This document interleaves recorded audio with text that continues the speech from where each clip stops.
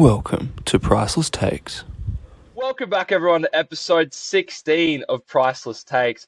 What a weekend of sports we have ahead. The NFL, AFC, and NFC Championship games, the focal point of today's episode. We have two absolutely thrilling games to cover for you today after what was an intense divisional round. But in my opinion, Gabe, I'm sure he will agree with me later on in the show, these are the four best teams in the NFL, and I think they have been the four best teams in the NFL for quite a while of the season. But taking on the NFC side, we have the 49ers and the Eagles kicking off at 3 p.m. and the Bengals and the Chiefs at 6:30 p.m. all on Sunday night, American time. Again, joining me, Gabe Golden. He's been on here for a couple episodes now, and I think he's starting to find his feet. But Gabe, how are you today? Doing good. How are you? I'm excited because I think for our viewers who have been watching, Gabe and I do tend to agree on a lot of things, and one might say great minds think alike, but hopefully, well, not hopefully, definitely today we will see some disagreements, but we will get straight into it with the San Francisco 49ers traveling to Lincoln Financial Field to take on the Philadelphia Eagles in Philly. What a clash of the Titans this game is. And if I'm being honest, I'm actually disappointed this is the earlier game. I wish this was the later game because I'm actually more excited to watch this game than I am the Cincinnati and Kansas City game. But we had the number one defense all season and really the number one offense all season. The Philadelphia came off an absolute smashing of the New York Giants. They had 268 rushing yards, and this is going to be the big factor of the game. San Francisco, the best rushing defense that we've seen all year. They've held running backs to 3.3 yards per carry and have not given up an individual rusher over 70 yards, which will be interesting considering how Kenneth Gainwell had over 100 yards last week. And Miles Sanders was not too far behind him. But, Gabe, there is so much to unpack. But I'm just going to ask you straight out. Do you think this game is going to come down to Brock Purdy versus Jalen Hurts? Or do you think this is going to come down to the hellacious defenses both of these teams possess? I think, like we talked about last week with the San Fran and Dallas game, I think this will be more of a defensive battle. Even though both offenses are great, I think, you've seen when both of these teams have played other good teams, it's never a shootout, high-scoring game. It's always whose defense can grit it out and come away with the win. So I don't think it'll be that high-scoring. Yeah, look, there's a couple of things that scares me on both teams. Look, like we do know, the San Francisco rush defense is incredible, but they have been susceptible in the past two playoff games to getting beat out by wide receiver ones. We saw that in DK Metcalf. He had a big game, and we also saw CeeDee Lamb last week. He was 10 for 117 yards, and really, he kind of had the Cowboys offense on his back, especially once Tony Pollard went out at the end of the second quarter. So that begs the question of A.J. Brown, Devontae Smith. I think the best 1-2 punch in the NFL. A.J. Brown had a really poor game last weekend, but Giants had a plan to really shut him down. He only had 22 receiving yards, and we've seen in games this year, A.J. Brown's had an off game, and he's come back, and he's had a great game. Now, I think we can both agree that Philadelphia's receivers will need to be at their best in order for them to win this game. Because, actually, I do want to ask, do you think Philadelphia is going to have a better chance of running the ball against this defense than the other teams we've seen in the past? Do you think it's going to be the same story? I would like to think so, but San Fran hasn't given up anything to anybody all year, so I think they're going to struggle to run the ball. Yeah, look, the only team they did give up something to is the Atlanta Falcons when they played them. And the big thing in that game, obviously, Nick Bosa didn't play, and he's obviously a huge part of that defense. But Marcus Mariota is probably the most similar quarterback they've played all year to Jalen Hurts. And they did struggle against that type of offense. So obviously, this was before San Francisco got extremely hot, got their act together, and have come into this game on a 12-game winning streak. But it is definitely something to notice how they did struggle earlier in the year with a dual threat quarterback. But I think they've been watching a lot of Jalen Hurts film. And I think that they're going to have a big plan for him. But on the other side, San Francisco, while they've been one of the best rushing defenses, they've also been one of the best rushing offenses. But the Eagles' run defense has been probably their weakness. Even last week, although the game wasn't very meaningful, they did still give up 6.8 yards per carry to Saquon, 5.8 yards to Breida, and I think that Christian McCaffrey and Elijah Mitchell is a better 1-2 punch than both of those running backs. So I think that's going to be something that could be detrimental to the Eagles if they let San Francisco run the ball on them. Yeah, I'm almost expecting Elijah Mitchell and McCaffrey to both have over 100 yards rushing and receiving, just because I think this is going to be a game where they know they're going to have to control time of possession. And the Eagles, like you said, their run D is not how it's been these past couple of years before. I mean, you're letting Matt Breida, you said what, around 6 a carry almost? Yeah. And Matt Breida's not he's not a stellar running back. You got two strong running backs in this backfield, so I think they're going to lean on that a good bit. Yeah, look, we can agree that this game is going to probably be a battle of the defenses, but who do you have winning this game and advancing to the Super Bowl? I'm sticking with the 49ers. I think San Francisco, I think it'll be a close game. I think San Francisco grits it out, like I said, running the ball, coming up big on defense. I do think, though, that if Philadelphia's offense comes out absolutely firing like they did last week, and San Fran's a little off, I can see Philadelphia running away with this game. But I think that's the only way Philly wins this game is if they come out and play their absolute best and the 49ers just come out and lay an egg. I don't see if both teams are playing their best. I don't think Philadelphia could win this game. See, I have had the Eagles go into the Super Bowl for quite a long time. And the only reason I disagree with you, well, I disagree with you for a couple of reasons. One, I think if both teams play at their best, that means that Jalen Hurts overall is a better quarterback than Brock Purdy. And if I think both teams are playing at their best, that's why I think the Eagles are going to win. But the only way I see the San Francisco 49ers winning this game is if they can get out to an early lead and establish the run. Similar to what you said. Because if Philadelphia go out, if they do what Cincinnati did last week and get out to a quick 14-0, if they do, well, they did that last week against the Giants as well, but even if they get up to a quick 7-0 and they can force San Francisco and Brock Purdy to pass the ball, the Eagles defense this year had the most sacks since the 1985 Chicago Bears, which is ridiculous. They had 70 sacks on the season, 15 more than the next team, 4 players over 10 sacks. Now, I know Nick Bosa is the defensive player of the year and will be the defensive player of the year, but he is only one guy. He does have other playmakers on the defense, but in terms of the pass rush, the Philadelphia pass rush is absolutely lethal. And I think that Brock Purdy, I've said this for a couple of weeks, and I think, Gabe, unfortunately, it is his time. I think he is going to come back down to earth. And I think those lights in Lincoln Financial Field are going to be too bright. Last week was the only week. Look, he had a decent game, but he was the only game in his career so far where he failed to score a touchdown and was under 90 in passer rating. And I think that this Philadelphia defense is a lot better than this Dallas defense, even though they also have a hellacious pass rush. But I think this defense is on another level. They got people everywhere from Hassan Reddick to Josh Sweat to Fletcher Cox. They are just lethal. And I just don't think Brock Purdy is going to be able to step up to it. I just can't see it happening. When push comes to shove, I just think that Brock Purdy, it's just his time. And I think he's had a good run, and unfortunately, everyone's gonna talk about this as one of, a great story, but it's gonna end up coming too short.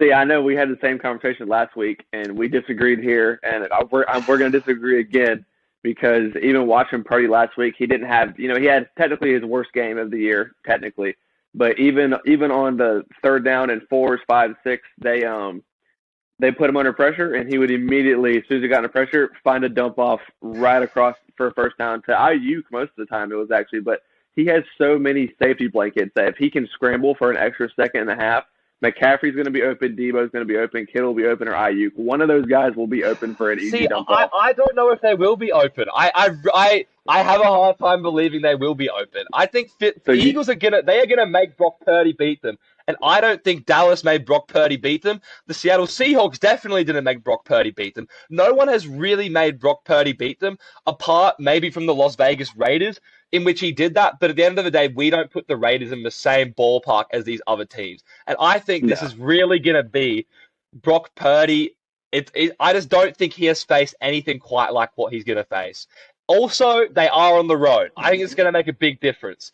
At home, it's comfortable. You know, you can settle into the game a bit more. I don't think he is going to have time to settle into the game. From the minute go, he is going to have his hands full. And I just don't see any possible way that he pulls this game out.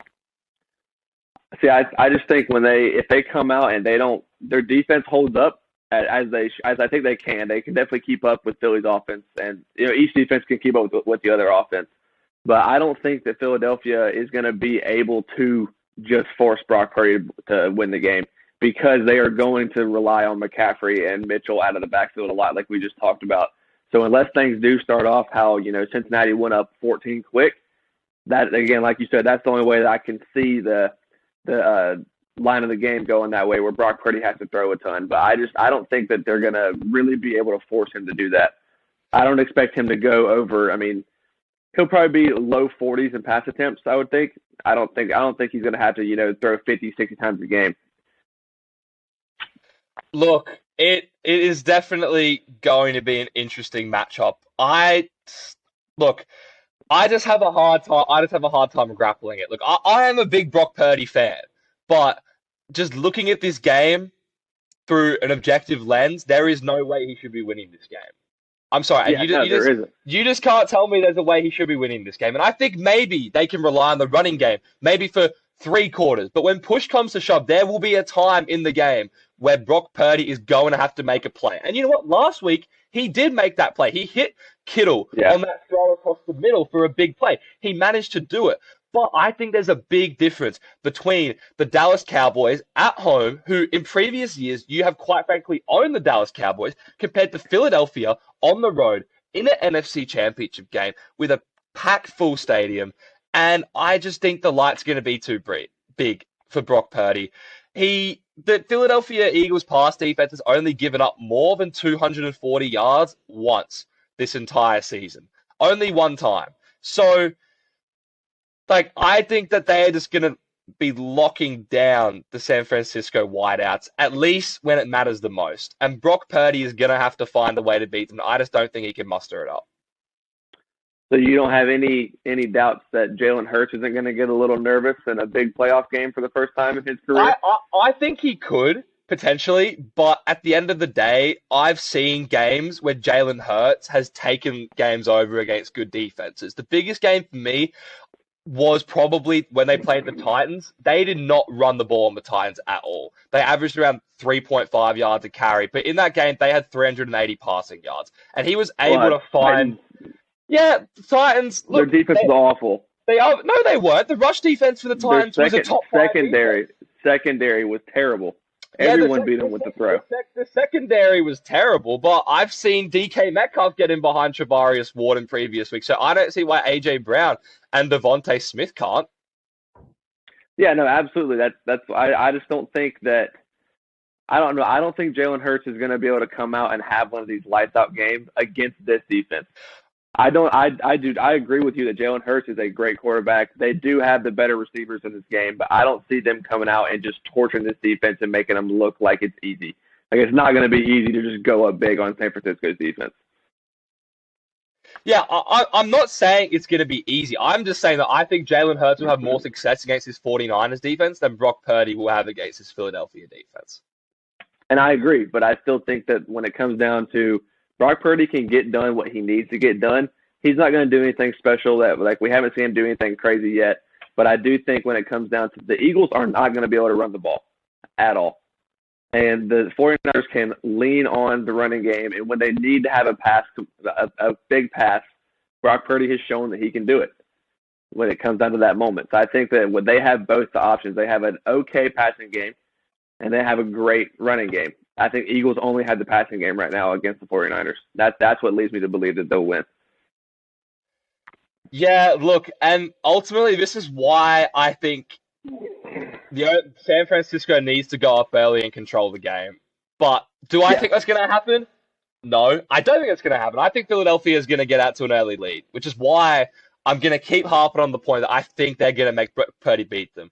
If they go up 14-0, or even if they go up 10-0, at 7-0, they can maybe get away with it if they can come back and they can still establish the run game on their opening drive. But if they go down 14-0, I don't think Christian McCaffrey and Elijah Mitchell as runners are really going to be effective.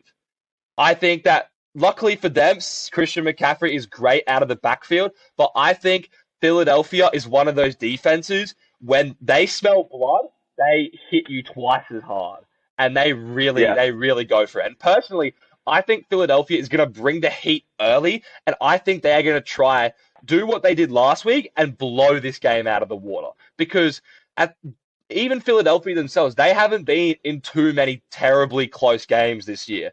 The one game they did lose against Washington wasn't actually that close of a game. Washington really controlled most of the game. So they haven't had too many games where Jalen Hurts has really needed to come down in crunch time.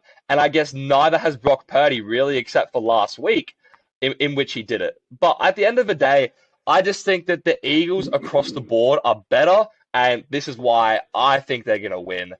The odds are favoring the Eagles only slightly. You normally get 3 points for home field. They've only got -2.5. So they're just under. So they are giving San Francisco a lot of credit. Philadelphia are -145. San Francisco 125. The over under 46. Now, considering how low scoring San Francisco's game was last week, and Philadelphia's was such high scoring, where do you think this over-under sits for the game? So I would take the under for where the line is set right now, but not by a lot. I'm thinking my score prediction right now is 24-20 San Francisco. I think it'll be a close game, I think first half is probably where we're going to see the scoring, honestly.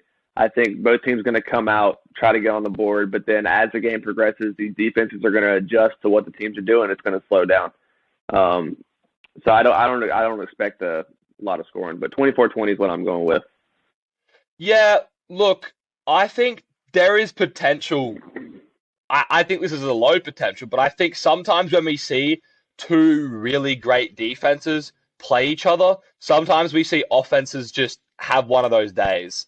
I think it's going to go over, not by much. My score, I have a 28-25 to Philadelphia. I think Philadelphia is going to control the game. I would be surprised if San Francisco gets out to a lead at all, but I think they're going to have a chance to win it, and I think they'll come up just short in the end. But it is probably one of the most exciting championship games I can remember. And the great thing is it's a young quarterback's game. Like both of these quarterbacks are really young. We're not seeing an Aaron Rodgers or a Tom Brady in the NFC. We're seeing young quarterbacks rising up. And I think, it's going to be a test of, at the end of the day, while the defenses can play well, I think it is probably going to come down to which quarterback makes the plays and which quarterback can find the end zone instead of finding 3 points. Yeah, and even if it does go the Eagles' way, I still think we bring that question up again. What is San Francisco going to do with Trey Lance back next year? What Brock Purdy has done something that no player has ever done, even to get this far from being the last pick in the draft, beat Brady, undefeated. So, they have to stick with him, right? You think? Look, I think that I've heard reports that at this current moment, barring a huge step back from Purdy or a huge surgence from Trey Lance, Purdy is going to be their guy next year. But I think we can't trade Trey Lance. You gave up 3 first-round picks for him. So you need to see what you got because you really didn't see what you got. You have one game where it was his first start in the hellhole of Chicago where it was an absolute mudslide the entire game, and Chicago was doing snow angels in the puddles all on the field. So I don't think you can really judge Trey Lance off this game. You gave up 3 first round picks for a reason. You didn't give up 3 first round picks to then go with the guy you drafted at the end of the draft. Obviously, it worked out how it worked out, but I think I wouldn't be surprised if, honestly, in preseason, they're going to fight it out for the job, and it's going to be whoever performs the best in preseason. Assuming Trey Lance is healthy by then, which we don't know if he will be. Yeah, I think I don't know if it was him, but he just now, he had another surgery to get the plates and stuff removed out of his foot because they were causing problems. So I think that was a bit of a setback on the original surgery he had. So I don't know what his timeline's looking at. But either way, I think almost any quarterback in the league, if you put them into this system, they're going to be able to succeed. And I think me and you have talked about that a little bit before, but outside of the podcast. It's just Kyle Shanahan knows what he's doing. Yeah. So yeah. He really does know what he's doing. And that's the other thing that's interesting about this matchup. Nick Sirianni, this is his first real playoff run as a head coach. Kyle Shanahan's been there and done that. So do you think the coaching aspect of this game will be a big reason why San Francisco wins? I do think Shanahan, he does have that experience. He's one of the best. I mean, he's probably the best running, I don't even know what to call a running coach. He knows how to work a backfield, and that's no reason I'm saying that they're going to lean on that. Nick Sirianni, obviously, he knows what he's doing too. But I do think that experience in the coaching, I think it'll help. It's not going to play a huge role because obviously, it comes down to who's on the field. But I do think with them having a rookie quarterback doesn't have a lot of experience, that the play calling with Kyle Shanahan, it's going to be a big part of what they do, especially towards the end of the game. Because I don't expect it to be. Yeah, it's going to come down to clock management at the end of the game, for a game-winning field goal or something like that. And I think you agree with that based on your scoreline. So I think coaching has a good bit to do with it, but it's not going to change the game. Yeah, look, for me, I don't know. I have mixed feelings about Nick Sirianni. Personally, I think he conducts himself a lot of the times. He's very arrogant and unprofessional. I don't know if you saw his on-field antics against the Giants games towards the refs, even in his press conference. There's just something about him that I don't know. I have mixed feelings, but what he's doing is working. Look, Kyle Shanahan, in terms of designing a offense, a running game, like you said, he is probably the best in the NFL, and he's done it consistently as well. He's taken people off the street. He had Raheem Mostert that one year, who we saw him he played for Miami this year, and he didn't have that great of a season. Mm-hmm. But we saw him rush for 200 yards in a playoff game under Kyle Shanahan. So he can take players from anywhere and put them in a position to succeed. But last year, San Francisco did make the NFC Championship game against the division rival Rams, and they did fall up short in that game. We saw another year where they made the Super Bowl, and they fell up short against Mahomes and the Chiefs. So obviously, those were two extremely good teams, but they're in the same position again where Kyle Shanahan might fall short 3 out of the last 4 years in coming up against a good team. So I don't think that'll play on his mind too much, but I think from the outside looking in, that is definitely something to look at. Another thing also, I know he wasn't the head coach, but he was the offensive coordinator for the Falcons when they blew that 28-3 lead against Brady. So it is interesting to note from that perspective how Kyle, plays in playoff games and how, like you said, with the clock management and with some of the decisions, because I think he has a lot more to do with the quarterbacks, considering Brock Purdy, how much inexperience he's had. I think Kyle Shanahan's really had to take him under his wing. So I think that could play a part of it. I don't think it's playing on Kyle's mind, but from a historical perspective, like I said, and I've been saying the past couple of weeks, history does tend to repeat itself. So we will see if that has an impact on the game. Yeah, I just think with those, this is the strongest offense that they've had in comparison to those years where they've fallen short. Like last year, they didn't have McCaffrey. They didn't have, Ayuk was there, but he wasn't on good terms with Kyle Shanahan last year, and there was a lot of talk about that. But I think he's getting slept on here a little bit. He's played great through the playoffs. He's looked at as the third option, fourth option if you throw McCaffrey in there to throw the ball to, and he's been very, very reliable. Debo looks healthy. McCaffrey's dealing with a little calf strain and all that, but I just think that with the strength of this offense, if Kyle Shanahan is calling the right plays, there isn't too much any defense can do to shut off. I mean, they have 3 elite options, so I don't know how you can really shut those down.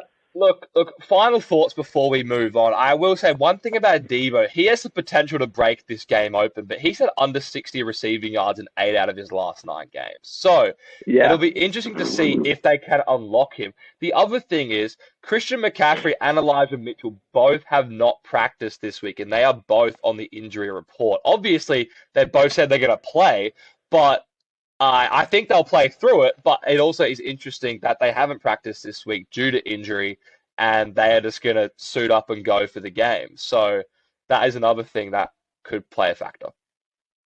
Yeah, it's just I wouldn't, I don't worry about it. It's just a lot of recovery and stuff for them. There isn't too much, practicing that they need to do at this point of the year. It's just making sure that you're healthy for the game. Yeah. But I think the main reason Deebo hasn't been, putting up big yardage is because teams try to get him out of they try to scheme him out. That's what I'm looking for. They try to scheme him out of offenses, and that's how Kittle has been completely unlocked under Purdy because all the attention that Deebo's getting, Kittle's been putting up 70, 80, 90, over 100 yards, almost every single week with Purdy.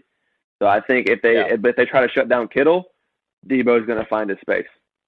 Yeah, look, one thing's for sure, a great game we're going to have ahead of us. Eagles slightly favored at 2.5 points against the spread.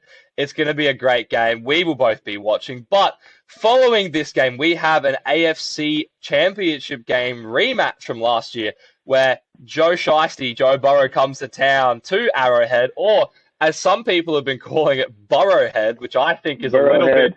I think, as much as I love Joe Burrow, I think that is a little bit outlandish considering he's won there once out of the 3 meetings they've played, even though it wasn't the AFC Championship Game. But they took it away last year 27-24 in overtime. Burrow improved his record this year to 3-0 against Mahomes.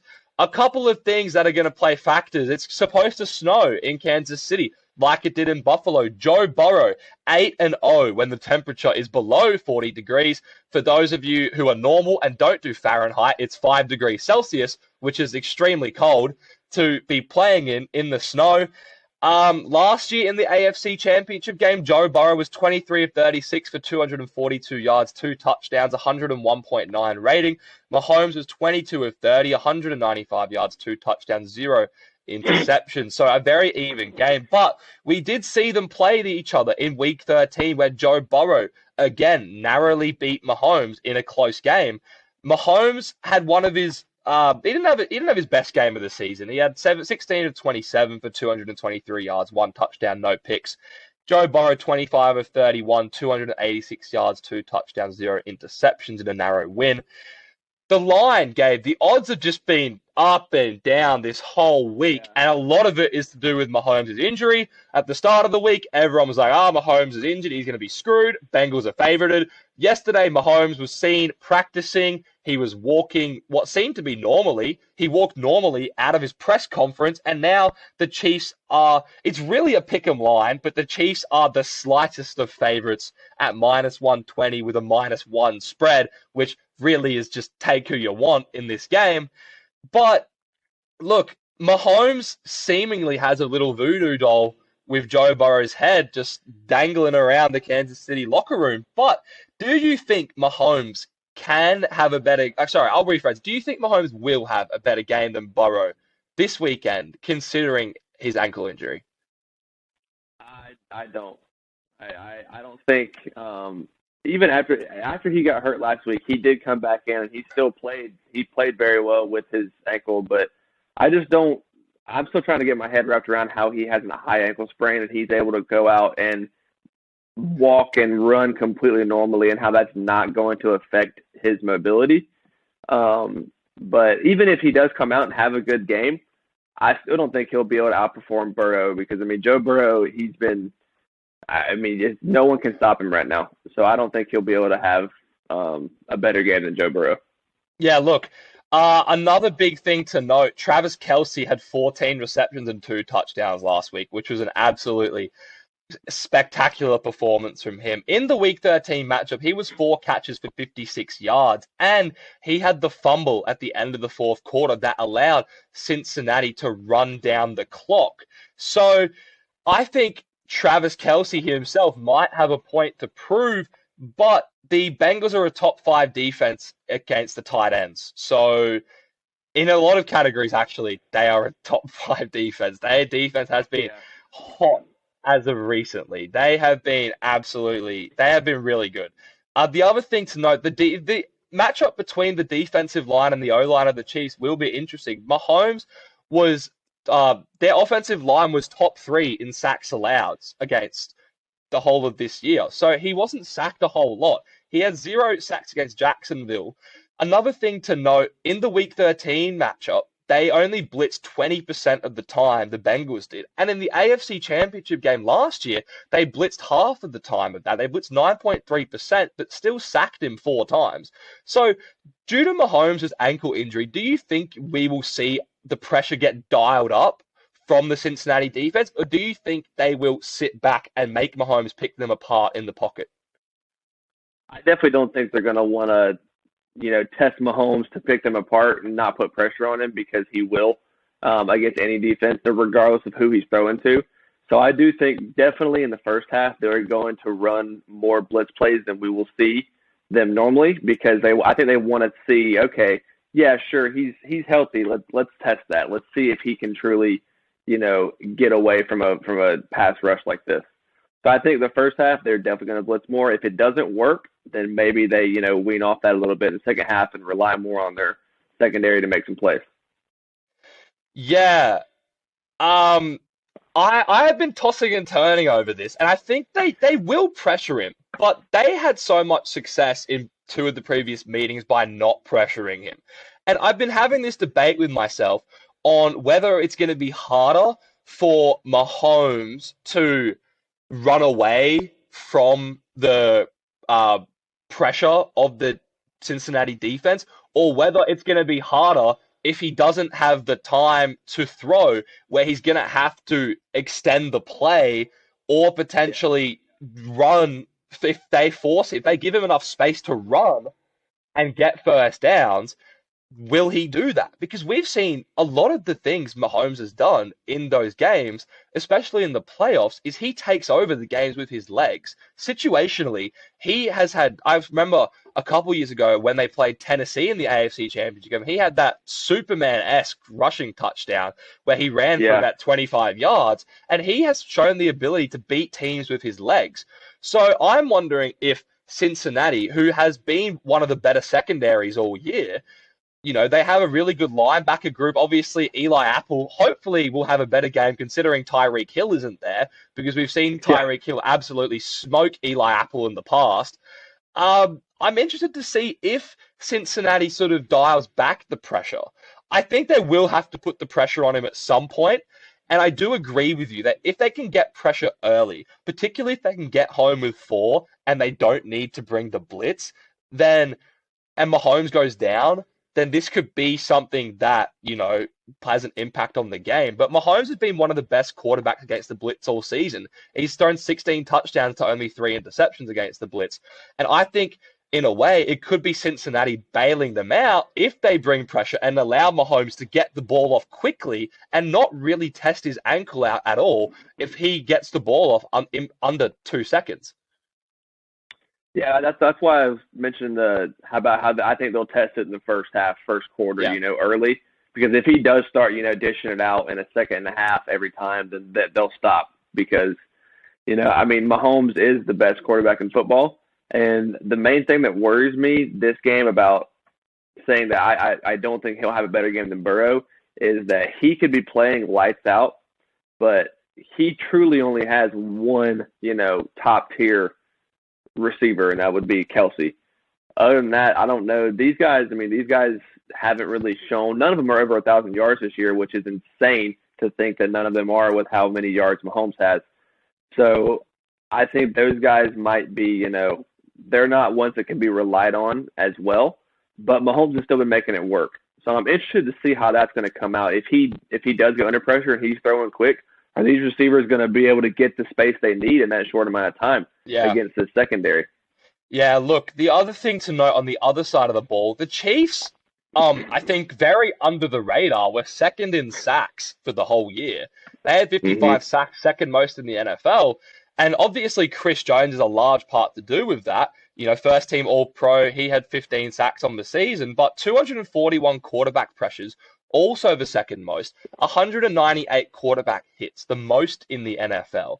Obviously, like we talked about last week, with the Buffalo Bills game, the Cincinnati offensive line played really well, but in previous years and in previous games, they haven't needed great play from the offensive line in order for Joe Burrow to win games. So it'll be interesting to see. I think Kansas City is going to have to get home on Burrow to make him feel at least some sort of pressure, because last week we saw he only got sacked once, and because the offensive line protection was so good, he was picking Buffalo apart in the pocket. But the Cincinnati offense had a great outing against Kansas City. You know, 192 yards in the Week 13 matchup between the big three wide receiver core, Chase, Higgins, and Boyd. Samaje Perine had 155 scrimmage yards, rushing and receiving. Joe Mixon was out in that game. We saw Travis Etienne last week, 6.2 yards a carry. So it'll be interesting to see how the Chiefs defense does hold up against what I think is the hottest team in the NFL right now. Yeah, I don't expect any less of this Cincinnati offense. I think they're going to come out. I mean, they're just going to come out fire hot. They're healthy right now. They don't seem to be struggling with any kind of injuries. I don't think it really matters how many times Burrow gets sacked. I mean, he got sacked, 7 times against Tennessee last year in the playoffs? Still won. He doesn't care. He's used to getting sacked. So, I mean, last week for him to only have 1 sack, I bet he was ecstatic. He felt great. So I don't really think it matters how much. He's arguably the best quarterback under pressure in the league. He just, commentators talk about it. It's like his heart rate is just constant, no matter what kind of pressure he's in, no matter what the score is, how much time is left. So I don't expect Kansas City to be able to stop the passing game. And even if they can maybe shut that down a little bit, having Joe Mixon and Samaje Perine out of the backfield is also not a easy backfield to stop. No, it is not. Look, I agree. But look, I've been saying this for a very long time, and I've had the Cincinnati Bengals winning the Super Bowl for about the last 3 months, ever since Jimmy Garoppolo got injured, because the 49ers were my pick up until then, but that changed things. And Joe Burrow, when push comes to shove, like you said, he is the best quarterback under pressure. Joe Burrow is the man. And week after week, he keeps proving the doubters wrong, and he's going to do it again against Kansas City. Give me a second. I actually just got to go sort something out real quick. I'll be like 10 seconds. Okay, no biggie.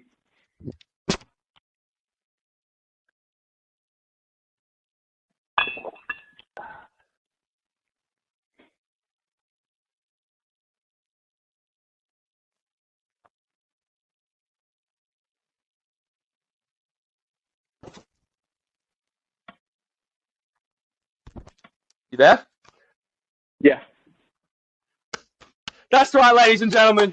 Joe Burrow is coming to Arrowhead this weekend, and he is going to absolutely tear Patrick Mahomes and the Kansas City Chiefs apart. I am telling you right now, Joe Burrow, for the second straight year, is going to go to Arrowhead, out-duel Mahomes. I don't care what anyone else says. I've been riding with him for the majority of this season. I'm going to continue to ride with him. And Gabe, I hope, a part of me hopes that they get to the Super Bowl to verse your 49ers. Because if the Eagles can't do it, Joe Burrow can. I don't care how good the Cincinnati 49ers defense is. Joe Burrow is going to do it. He is the man. I don't care what anyone else says. And I'm sticking with him. I am sticking with him. He ain't losing this game. Look, I don't know about you. 47.5 is the over-under. I have it going over.